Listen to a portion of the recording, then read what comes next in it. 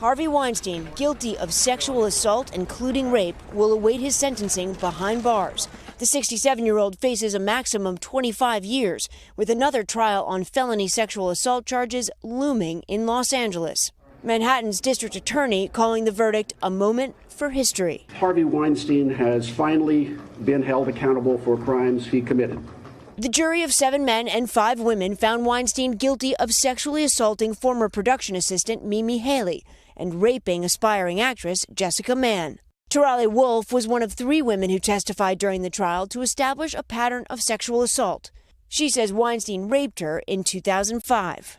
I never for once thought he would be held accountable, and that's a big part of why I'd never spoke up, because he is him and I was me. But that's changed now. Weinstein has been accused of sexual assault and harassment by over 100 women.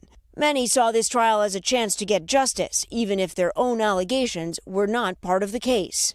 I'm just in awe that we saw justice today, and this could happen.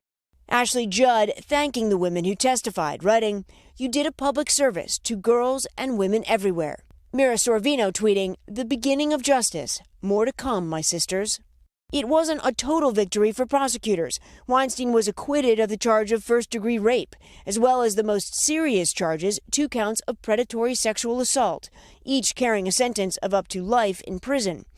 Those charges based in part on Sopranos actress Annabella Sciorra's accusation that Weinstein raped her in the early 90s. After the verdict, the actress saying in part, "We can never regret breaking the silence," while the defense says the fight is not over.